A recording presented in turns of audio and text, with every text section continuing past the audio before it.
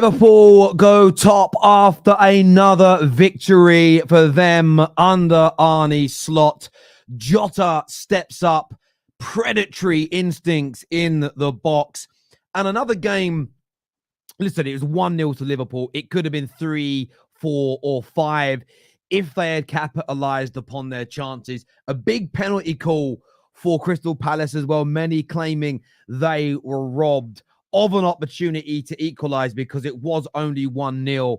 But this Liverpool team, they may not be spectacular and overly entertaining in the same way that Jurgen Klopp's Liverpool were. However, they are methodical, they are patient, exceedingly hard to break down. Exceedingly hard. If you go back and look at Jurgen Klopp's Liverpool in the last 2 years, the one thing that I used to criticize them for is you could get at them. They would leak opportunities. And I think when you're in title races against a team like Man City, that's always going to be your undoing. You need to have a solid defense that's hard to penetrate, hard to break down. And Palace, when they were throwing the kitchen sink at it at the end, they had a couple of opportunities. But outside of that, Liverpool were so strong, so resolute, so good in possession for large parts of that game. Palace they were almost rendered into insignificance in the game. They barely had an impact. They had no intensity, and Liverpool took their hearts in that way. And I love what Liverpool do with their approach play, which is very slow, as I say, methodical, low risk. And then when they're in the right position to pounce, it's like bang, bang, bang, 2 or 3 passes. It's almost lots of good passing and movement and a decent tempo. But then when they want to, they become very quick, very direct. And there must be a trigger. There must be a moment. Maybe it's they see an opening. Maybe it's when someone makes a certain run. I don't know. They won't reveal that. But they just seem to come into life. The goal was excellent. Brilliant pass and cross from Gakpo. And there he was, Jota, to put the ball into the back of the net. Of course, there is some controversy surrounding this game as well, and I want to get your thoughts and I want to get your feelings and opinions on this. Should there have been a late penalty to Crystal Palace for this pull on the arm by Virgil van Dijk? This is going to be a huge talking point. And look, if Liverpool had been 2 or 3-0 up, I think people would be less interested in this, but at 1-0, it could make a fundamental difference to the game. And I'm going to say this now, Liverpool fans, don't get triggered. Liverpool fans, this is not about your club. You did nothing wrong. No one thinks you're cheats. That is a penalty, the same as West Ham should have had a penalty for that. I will say this, at least they're being consistent, right? That they've given the same decision. But it has to be, what they've already given clarity. They've said that they do not think it was holding on for too long and it had no impact on the game. You don't know if it's going to have an impact on the game. If he isn't held, maybe he beats Alisson to the ball. Maybe the pressure of him coming in makes Alisson fumble the ball. To say it has no impact on the game is a crazy conversation. As I've already stated, it's not Liverpool's fault in any way, shape or form. Liverpool didn't rob Crystal Palace. This stupid rule has, the same as West Ham were robbed of an opportunity for a penalty. And I think it's a really poor rule. What does fleeting even mean? And is it only fleeting if it doesn't impact the game? Well, why did West Ham one definitely impacted the game? He would have got onto the ball. So I need to understand how they're giving these. But look, overall, Liverpool, more than value for their win today. By far the better team. There's no doubt about it whatsoever. And I am saying this, they're not as entertaining as Liverpool's Klopp's Liverpool. But I think Arne Slot's team, if it continues to grow and can get over the line, I think they look a better team to me. They look more balanced. And I think the way Slot plays, when you don't have maybe the best squad or the best team in terms of individual players, which happens at times, the adaptability, the control to games is so important. For Jurgen Klopp, a lot of the time it was, we will just outscore you. And we've got Van Dijk, for instance, at the back. But at some point, Van Dijk's going to leave. But I think this system isn't going to rely on Van Dijk's recovery pace as much as maybe Jurgen Klopp's did. And this is a praise, by the way. Jurgen Klopp was an amazing, amazing manager, won brilliant things, one of the best coaches in the world. Just looking at the fundamental differences. And again, I just got a gut feeling that this one could yield more trophies, potentially, if he is given time. Terry is crying. I'm praising Liverpool. If you think my praise, it's so funny. Right at the start of the show, right? I got Liverpool fans calling me out saying, "Are you going to say we're scary?" Like they really want me to say they're scary. Some certain Liverpool fans on here, and then others, when I praise Liverpool, say that I'm crying. Some of you are very, very strange human beings. Very strange indeed. Remember to hit the like button, please. Absolutely. The Congolese R9 not starting helped us a lot. True. Mateta should have started the game. I think it was a poor mistake there from Glasner. Sean, they're celebrating 44 months as a member. You absolute legend. So I'm very thirsty today. Need some water. Palace robbed. Ball was 10 foot in the air. Doesn't mean you can pull someone's arm. It's irrelevant, in my opinion. It's absolutely irrelevant. He's going to try and challenge for it. And it was 10 foot in the air when he pulled his arm, but it wasn't obviously 10 foot in the air when it gets near to the goalkeeper. Otherwise, the goalkeeper wouldn't have been able to have punched it. So it's not about where the ball. So by your logic, Sean, when a corner is crossed, if there's a foul, when the ball is 25 foot up in the air, the foul can't be given because when the foul took place, the ball's 25 foot in the air and no one's 25 foot tall or no one can jump that high. What are you talking about? The ball didn't end up 10 foot in the air. How did your goalie get it? He's not 10 foot tall. What are you talking about? Oh, Sean, I love you, bro. Absolutely love you. Liverpool really shaky today, but they got it done. Do you know what I called today, though? Do you know what I called? I was waiting for someone to bring this up. I didn't want to be the one to bring it up. I was going to. I was waiting. Thank you, Abraham. What Liverpool did today is what I call a champion's win. Today is a champion's win. When you're not at your scintillating best everywhere, when you get a little bit of luck go your way, where when the opposing... Because, for instance, your goalie made a good save from Eze's shot, but it was a poor shot. Eddie Nketiah had a shot that was well saved by your goalkeeper, but he should have done better. So there was a little bit of luck involved, which is absolutely fine, but you got the job done. And when it comes to winning Premier Leagues, the very best teams ever, the great Chelsea, great Man United, great Man City teams, have had multiple games like this. Liverpool won the league. Yes, they had some games where they smashed teams, but they had loads of results like this, where they just did enough to win. And I think they're really important games if you're going to be in this title race, if you're going to win the league, games like today are the ones you look back on and go, wow, we got through that. Yes, a bit fortuitous in areas, but so what? You make your own luck sometimes. It's as simple as that. But yeah, they did very, very well indeed. Terry laughing from 12th place, rattled. No, I'm not laughing at Liverpool. I'm laughing at Sean's opinion that a foul isn't a foul if the ball's in the air. Think about drop your. No. And again, if you think I'm wrong, people, you think it's fine. But imagine what you're saying. So if a ball gets kicked up in the air from a goal kick and it's like 50 foot in the air and there's a foul, can't be a foul. Ball's 50 foot in the air. It doesn't make sense. It doesn't make sense, Peter. So I hope you're well, by the way. Ram and Tom coming on to join me now to give their thoughts and feelings. Terry is fine. It's the chat that's crying. Thank you, Sean. I don't get it. I don't get it. I praise you. You attack me. But trolls are trolls, aren't they? But I love you all, really. Absolutely love you. Terry is fuming. Yeah. I mean, you've all seen me angry. If you think this is me angry, then fair enough. Fair enough. Terry was in the mud. Why? I don't get it.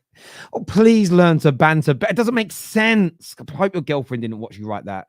She'll be leaving. She'll be on the phone now to another man saying, come pick me up. And when she's there, she'll probably get you to order her Uber Eats for her. Do you know what I mean? Stop it. No, you are right. I love the trolls. The trolls are great. The trolls are great. Tom's here. Ram's here. Welcome back, gentlemen. Another win. Top of the league, Tom. Talk to me. That was so unnecessarily stressful. So unnecessarily stressful. First 60 minutes was probably collectively the best performance we've had under Slot so far. We were so dominant, so in control, creating chances at will. Jota should have scored at least one more than he did. We were just so in control. Palace didn't even have a shot until the second half. And then last 30 minutes, when they started putting the pressure on, we had to show the different side of Liverpool this season. The side of Liverpool that can battle, that can be nitty and gritty and get through these tough away grounds and tough opposition, especially when your goalie goes off injured. Fair play to Yaros. He made a big save on Eze. Didn't look out of place when it came to his distribution either. Gravenberch, another really solid game from him. But I just want to talk about Van Dijk. Virgil, he's had nowhere near the credit he deserves this season, Virgil van Dijk, because he's just been so good and everyone expects it from him. Other players, other centre-backs this season have rightly been praised, but Virgil van Dijk has been head and shoulders above anyone else in the league this season. We are the best defensive team in the league this season. We've conceded 2 goals. We have the lowest XG against in the entire league, and we've played a game more than every other team in the league, bar Crystal Palace. And we are doing that while still having fullbacks who are so involved in creating chances and so high up the pitch, because Trent is the first defender this season to create 15 chances. So our fullback is still getting involved in the game. It's on the centre-backs to do a lot of the defensive work. And the pair of them, Van Dijk and Konate, but Van Dijk especially, absolutely flawless to start the season. And it's not just defensively. It's on the ball as well.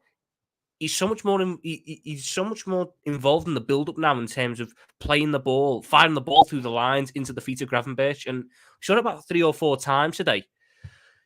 Van Dijk will fire it into his feet, and Gravenberch will just turn on the half turn and blow past anyone. It was Will Hughes, Adam Wharton, and it's a great pressure reliever. I thought in terms of the attack, obviously Jota scored, but he missed a couple of chances. But Gakpo today, really, really good from Gakpo. Got the assist for the Jota goal. And I thought he was so bright in the second half as well, in terms of picking the ball up, relieving a bit of pressure, driving with it, getting into the right areas. Like I said, first 60 minutes, pretty much faultless.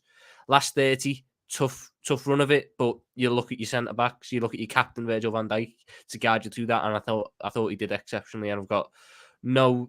we're top of the league going into the international break. You couldn't ask for much better in terms of results. Yeah, I hear. Listen, again, you enjoy the rest of the weekend now. You can enjoy the other football matches because not just if you won, but you're top, you'll stay top as well. Ram, what did you make of it today? Yes, there would have been stress. I get what Tom says towards the end because you only 1-0 up, but your performance in that first half probably warranted a 2 or 3 goal cushion. It was that good. I think that I was going to echo what Tom said. This was probably the best football we played this season, first half wise. I think they had 0 shots on target, constantly creating chance after chance after chance. And the criticism that I gave the last couple of weeks of the way we played is that we didn't convert our possession into chances. We did that today. We just didn't convert them chances to goals. I think this game should have been similar to West Ham to an extent, where it should have been 4 or 5 goals to us. On another day, Jota would have had a hat-trick. Jota was clinical for that first goal, but there's other 2 chances, the free kick from Trent and the cutback from Gravenberch. He should have buried them away. Those are easy chances for him, especially for a player of his quality. But at the end of the day, when Alisson came off, I wasn't concerned at all. Because I knew what Yaros was about. I knew how well he played when he was at Sturm Graz last season. And to come in against Palace, who hasn't played a single game of football for Liverpool, only played a couple of minutes in pre-season, and to come on, make some really important saves and goalkeeping interventions. Okay, give credit to him, man. But other than that, we're top of the league. We can rest easy for the next couple of weeks. Most important thing as well, get the clean sheet. The one problem we had last season was keeping clean sheets. And I think, we got 6 clean sheets in our last 8 or something like that? Something crazy like that? Look, I think it's all to do with the way, again, structures. And I think most Liverpool fans, some would never want to say it, the way Klopp set you up, he was always leaving your backline exposed and high. And that's what your issue was. He was relying on Van Dijk and Konate being as physical and as... And what happens is when you leave players in vulnerable positions is loads of times they'll get it right because they're brilliant defenders. But then there was multiple occasions where they get it wrong because they're having to. You're not guessing when you're defending like that, but it's okay. I'm gonna try and play the offside trap. Sometimes you make a mistake because you don't quite time it right. Now what you're doing is you're defending as an entire team. And I think that, again, of course, Van Dijk's been playing brilliant this season, but he's getting more help. And all defenders need help from the teammates in front of them, because if there's no midfield and the line's high, it doesn't matter that you're Virgil van Dijk, you'll get exposed. And I think that what Slot has done is so good. It really, really is. And it's frightening Terry, to see. Seeing as though Husam's here, I just want to quickly say I think Simicast had a really, really good game today.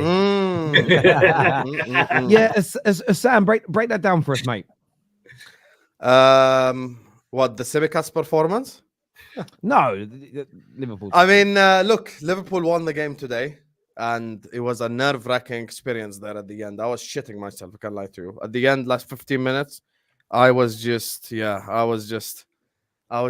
myself. I was so like worried, specifically with Alisson going down. But it's all about the 3 points. It's all about the victories right now at the start of the season. Obviously, getting the 3 points is what matters. I thought the two Dutchmen today were our best players. I think Van Dijk and Gakpo today performed really well. Van Dijk as well was. What about the third one? Incredible. The third one is getting to the stage where it's like normal for him to be good anyway. So Van Dijk is just unbelievable, honestly. Van Dijk is just unreal. Today, just whatever was thrown at him, he dealt with it. Any interception was needed, any tackle was needed, anything that was needed, and he was just there. Every single time he was there, he was ready. And this is, for me, the most important part, because you look at what happens with Liverpool going forward. The difficult run starts after this international break. This international break ends, and now it's all hell break loose. It's game after game after game after game. And this, for me, is where the direction that we're headed in is going to be shown. But right now, there is nothing to complain about. I mean, I remember Terry asked me in the AC Milan game, does it prove that the Forest game was a blip? I think now we can say that the Forest game was a blip. Yeah. Because we won 4 games in a row. We're like, okay, that's a bad result right there. Yeah, no, I agree with that completely. I think even on the day, it looked like a blip because I thought you played well. You just didn't finish your dinner. It wasn't as though you were getting torn apart every 30 seconds and the system was being exposed. And as the game went on longer, you attacked more and then you got susceptible to counterattack. So, yeah, it felt like a blip on the day, if I'm being absolutely honest. I want to ask a couple of questions of you all that are kind of coming from the audience, and I've seen people suggest online. So remember, anyone who gets triggered, questions are not my opinions, they're questions based on conversations that you see happening around football. First one is, when you sort of talk about best defense, best XG against, etc., is it a fair challenge from rivals when they say, but what top teams have you played yet, especially away from home, when it comes to making sweeping suggestions like that? Is that a fair challenge in your opinion, Tom? Yeah, you can say that, and I think the facts are we are yet to play a team in the top half.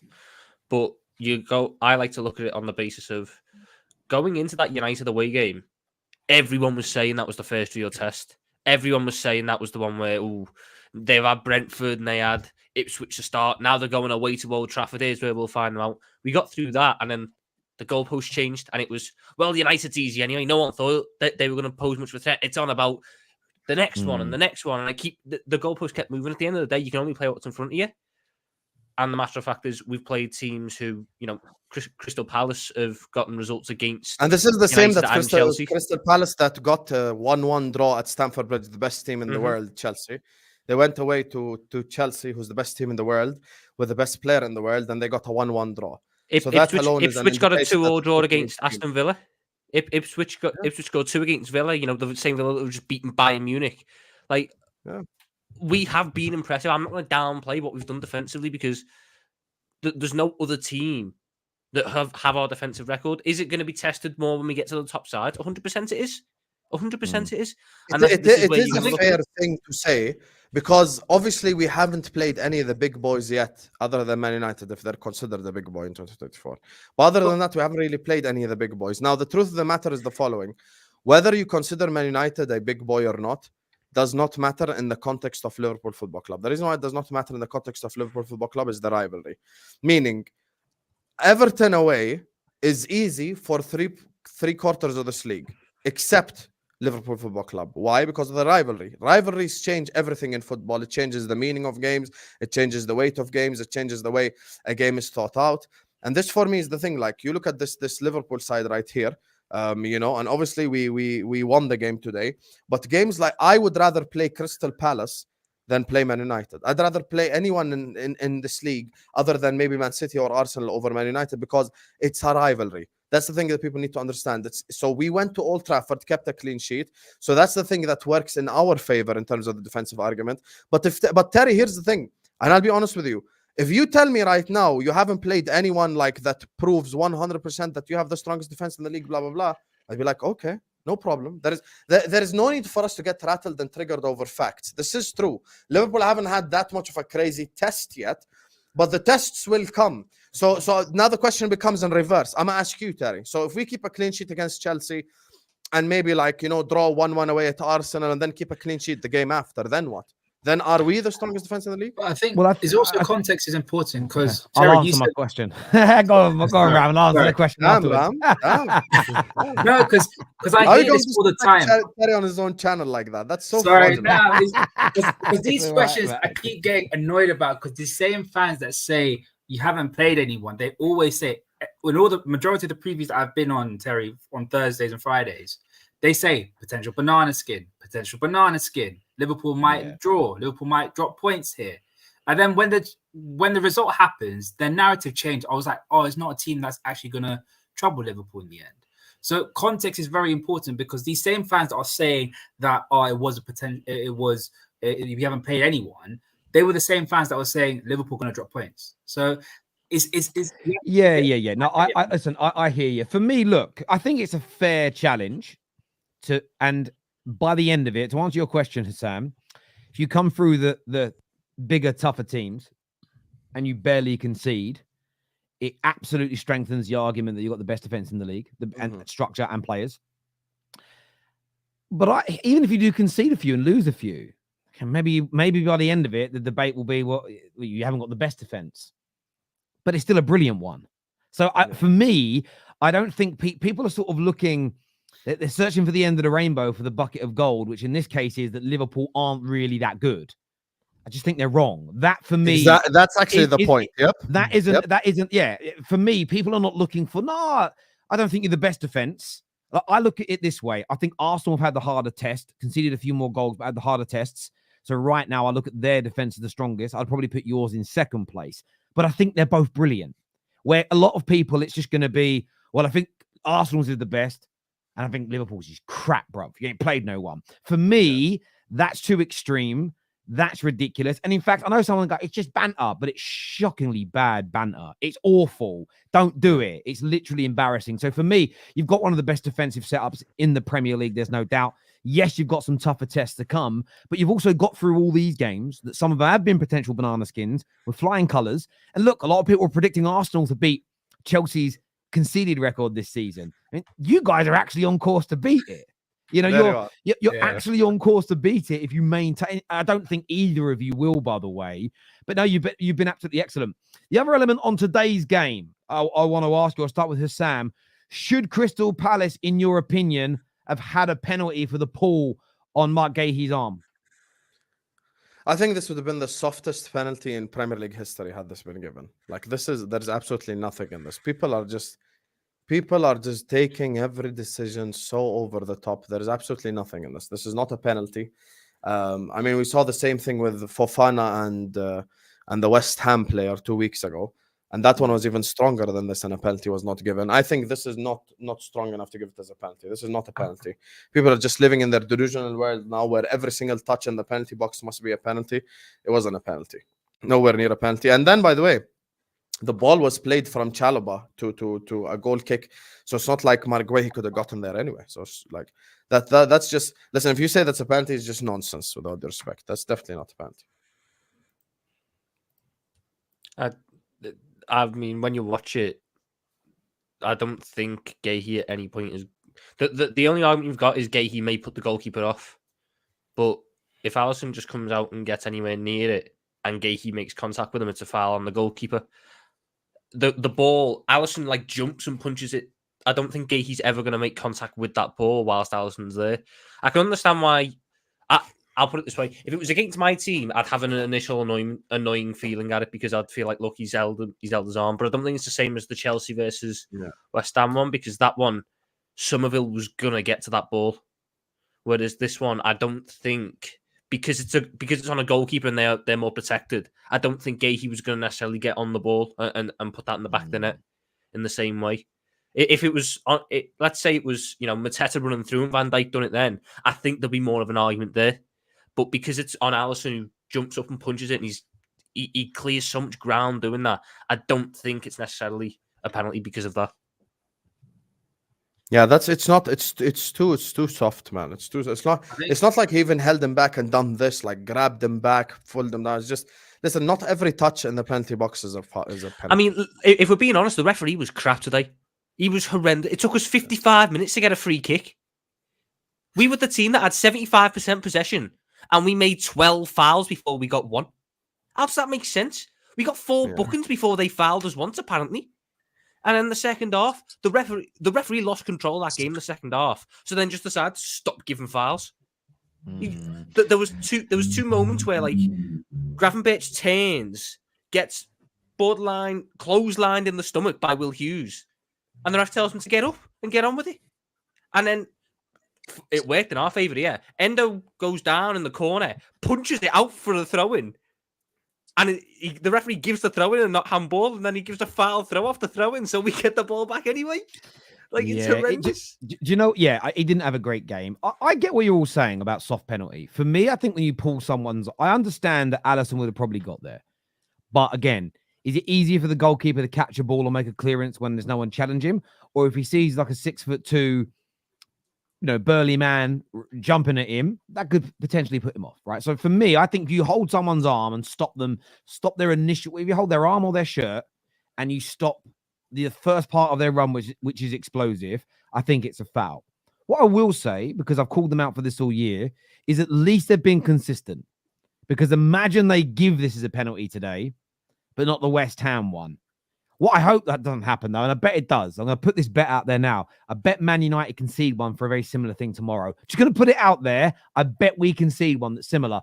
But I think it's a ridiculous rule. I don't think you better hold on to anyone's arm. And I kind of get it when you're jostling at a corner and you're both kind of grabbing each other. But when someone goes to make a run, I think if you hold their arm, hold their leg, hold their shirt, it should just be a foul because you'll stop. There's a reason you're holding them, right? It's to impede them. So I think it's a foul. However, if they're not going to give them, they've just got to continue to not give them to anybody and at least create the consistency around it. But as I said at the start, whether people think it's a penalty or not, it's nothing to do with Liverpool. Liverpool didn't cheat. Liverpool didn't rob Crystal Palace, even if you think it was a foul. But yeah, at least they're being consistent, which I think's been the biggest talking point this season is where is the consistency? At least they've not given either of those penalties that are in question, but it's a weird one. It's a weird one. But even the Somerville one, I'm not even doing this from a Chelsea agenda perspective. On a legitimate level, that one was an even stronger pull. Like Van Dijk, like that was some of the weak, like really, like it was barely a pull. It wasn't like, it's not like this is Guehi and Van Dijk is like doing this. Like it's literally just like doing, it would have been the harshest penalty to give all year long. So the game against Chelsea West Ham game. Yeah, when people say it's harsh though, see, this is what I think a club should do. A club should get petty and should just start holding the arms when every opponent tries to run just for a second. And make a point that what the fuck does fleeting mean? If Jota's about to run through on goal and someone holds his arm for a split second to stop him getting there, you are going to scream foul.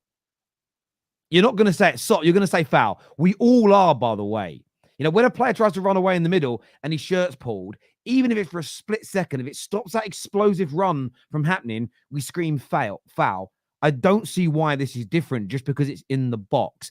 They shouldn't be allowed to do. It's either you let pulling go on or you don't. I don't think we can pick and choose where it is and isn't a foul. It's either a foul or not for me. But at least they're being consistent with it, rightly or wrongly. On that, just on the example that you gave is a little bit different when you're accelerating and you're exploding past somebody because you're balanced a lot less.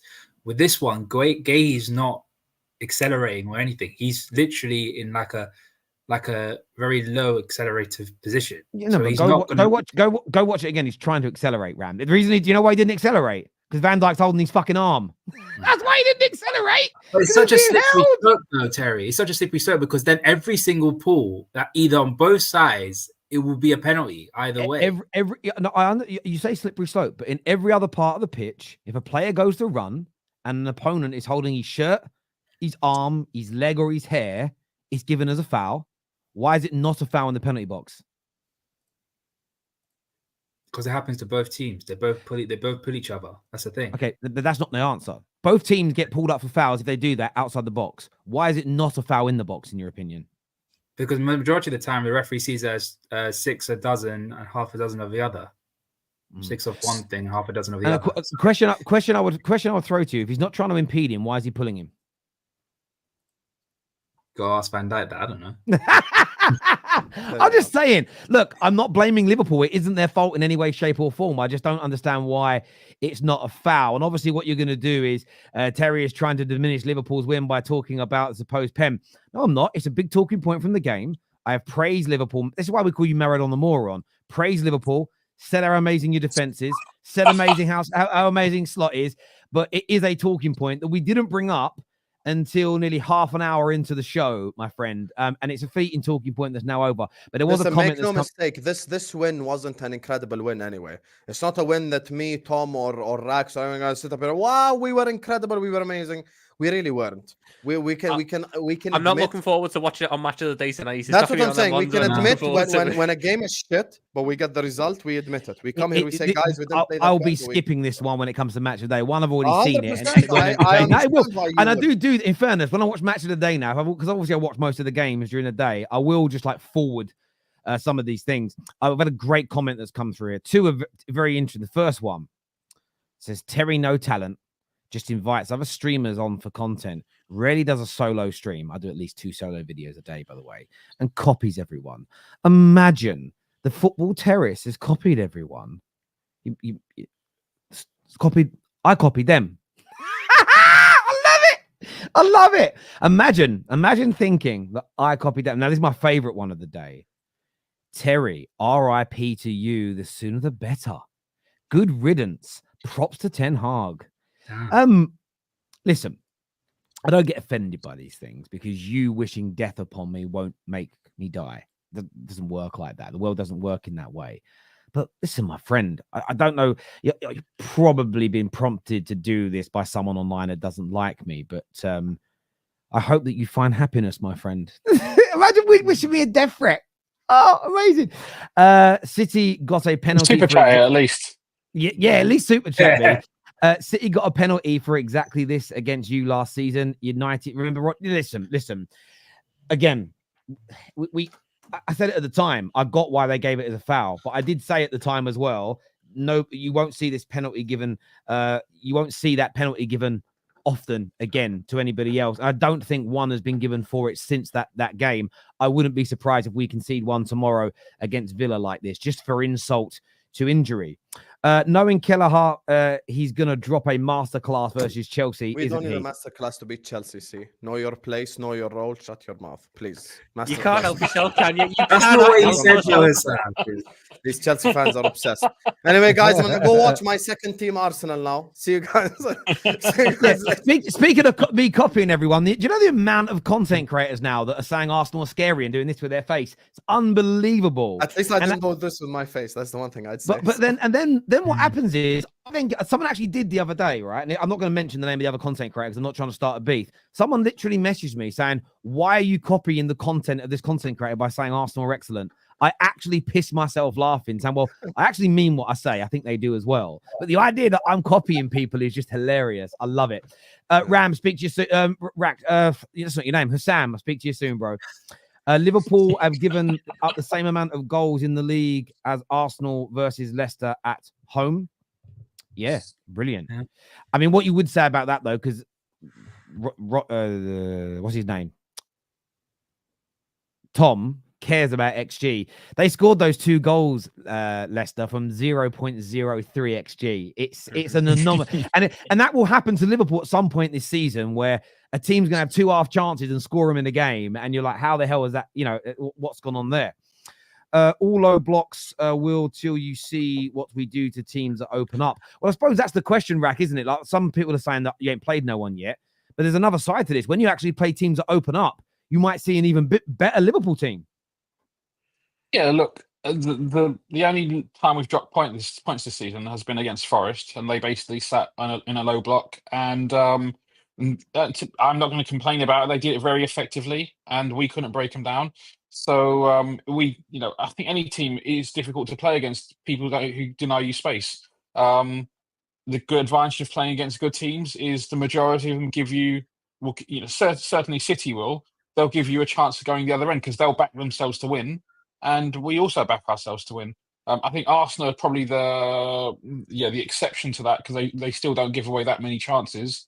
But when we play against City, I don't know how many goals we scored against them last season and previous seasons, but we've always been able to open them up, and they've always been able to open us up. That's just the nature of the game. We're a bit more controlling now, and hopefully that bodes well for us defensively, and it has so far. But bigger tests are yet to come, and we're ready for them.